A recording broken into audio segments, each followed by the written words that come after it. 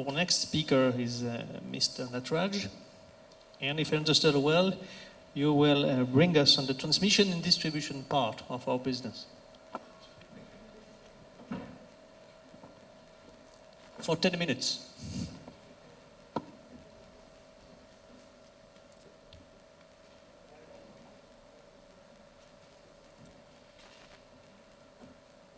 Right. Hi. Just the idea was to have a complete light switched off. You can switch on the lights, it's fine now. The idea was to give you, like, had it been a complete dark in this space, how would have you felt? And this was something similar, which many of us in the UK actually experienced on 7th of August. Though I was on vacation in Greece, but then this is exactly what people actually encountered. All of a sudden, everything was out. No traffic light, nothing working. Now people knew that there's no traffic light working, so people ended up speeding, etc. So you know what would have happened, plus the hospitals with the backup systems. Anyways, today I'm here to give a talk on the AI-inspired predictive analytics in the transmission distribution lines. So this is something very close to my heart because I've been into this industry for quite a while. Before I go further, I would like to introduce about Vidrona.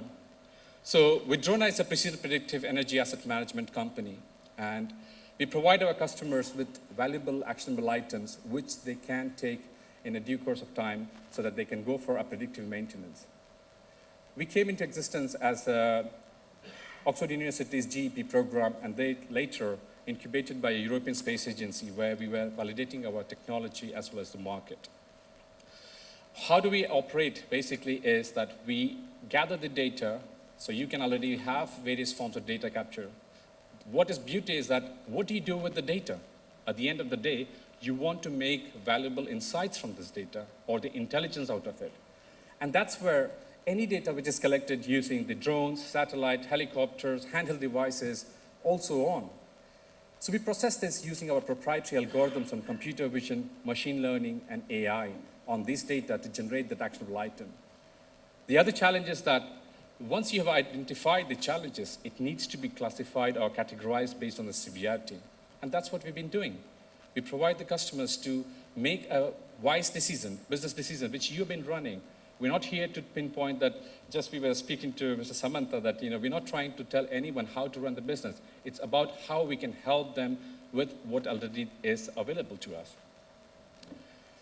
Let's talk about the typical scenario in terms of the business. So there are typically 10% of the assets which are poorly inspected or not inspected at all. And this small fraction, that 10%, attributes to more than 70% of downtimes or failures. And that was something very similar situation, not only in one scenario, but if you look into several cases, it will be the leading cause. What does that lead to? I'm just talking this in terms of traditional methods. They contribute to losses close to £25 million just in losses and penalties. And imagine this is only for a small to medium-sized company, utility company. This gets really bigger if it's a big, larger or large-scale utility company. And that's why it came to us that, there should be a product which should be able to do that.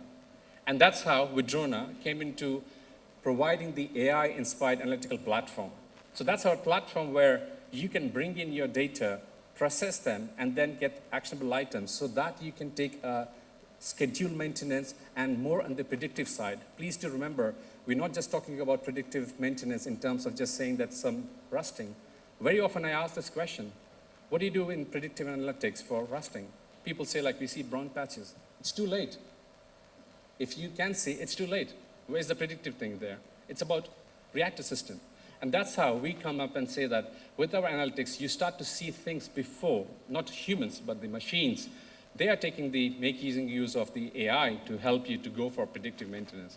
And these are the three major building blocks which we have, which is the computer vision for going for very precise identification of the faults. The second being the machine learning. You want to learn from the learnings rather than waiting for something to happen. And that's where also to eliminate the human error. And then AI to go for the predictive maintenance or predictive decision making.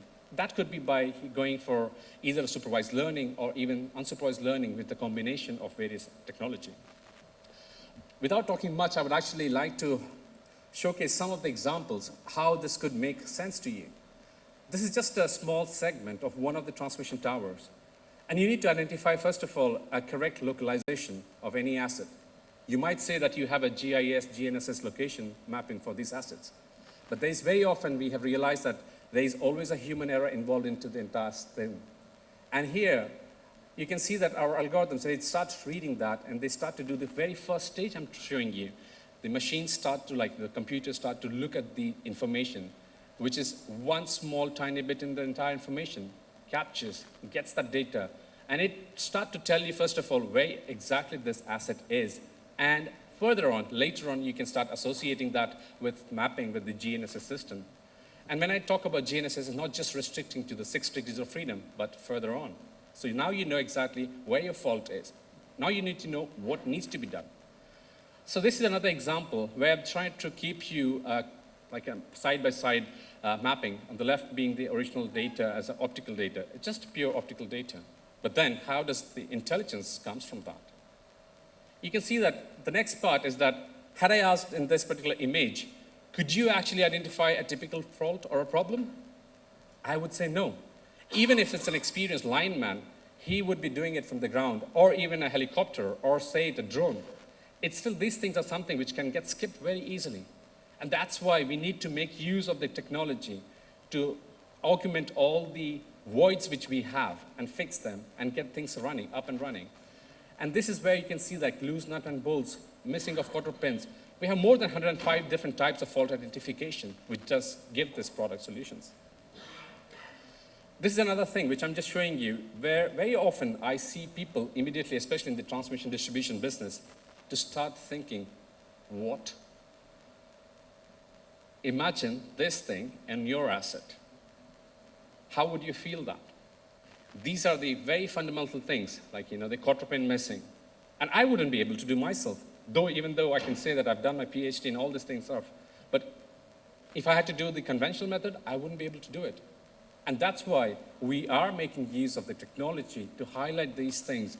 And we do with the time series analysis. So you're not only improving the asset's health, but also making sure that your asset's life is increased. And it guarantees that there is no disruption in this electricity supply, because now all the government all across the world have identified electricity as most critical infrastructure for any country. And that's why we are here today. We all have come together to start talking about these things.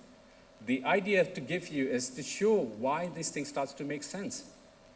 Because very often you won't be able to identify faults and as it is cases. This is another example. I'm just showing you certain things that, if had that been into the context of doing things, we won't be able to do it ourselves. If you see excess, especially in these 4 examples, I would like to show some of the case studies where it first of all identifies the components which are into the thing. We all have heard about different things, facial recognition and blah, blah, whatnot. But how are we actually using that in a different real-world scenario? And that's where most challenging thing. On the right-hand side, top corner, there's an example where you see the insulator strings, where you want to decide when can that go wrong or it goes faulty. There's a storm coming nearby, and you need to make an assessment before the storm hits the place. Are you prepared enough for that? And that question comes to a point that you would like to make use of machine learning and then to go about doing with the AI on top of that. I was here last year in December where the whole idea about UK and India government, we were talking about data security and whatnot. And Mr. Narayan was talking on this slide. I definitely do appreciate when he mentioned about the data and the influence and the actual requirement of the AI architecture and the entire problem. That's exactly where we fit in. So it's about, we make use of the metadata. So I don't want you to just say that, there's one customer and we have to process them. No, it's all about the metadata. We learn from learnings. So there is a customer, let's say in Australia, who has encountered a similar scenario. We don't need to wait for a customer now because our platforms have been learning over the time. It's been processing so huge data. And these data, the essence, we don't want your raw data. Raw data is fine. It's all about the metadata, how machine learning will actually corroborate or say how they can do a correlation between the faults. You don't want to have false identification. You want a sharp decision-making things. And there's another one on the left-hand side corner. I just wanted to highlight this very interesting thing. I just mentioned about the corrosion. Had that been based on just the color based, you won't be able to see. But on the left-hand side, right side corner, you can see that image which has red circular spots. It's all about the concentration of the ferrous oxide, etc. It tells you that actually how light will interact and give you decision. However, I'd not like to take so much time on giving several use cases. There are several uses that we have worked upon and been helping the industry and making sure that we can achieve the best what is possible. And what is the key takeaway that we should learn about what we are here together? We are here together to now talk about how AI and robotics can help in this particular industry. So the short-term benefit is about increasing the operational time and safety, because unfortunately there had been lots of issues or problems and not focusing on the safety. And these are AI thing helps you to do that. The other being that the increased accuracy in fault detection. It helps the customers to go in the direction you would be able to identify well in advance. And increase the operational operativity. It's not just about making profits all the time. It's also about making sure that the companies are profitable while they're also providing the best to the customers. So they get the value for the return for the money which they put for the electricity bills, etc. And the decreased maintenance cost.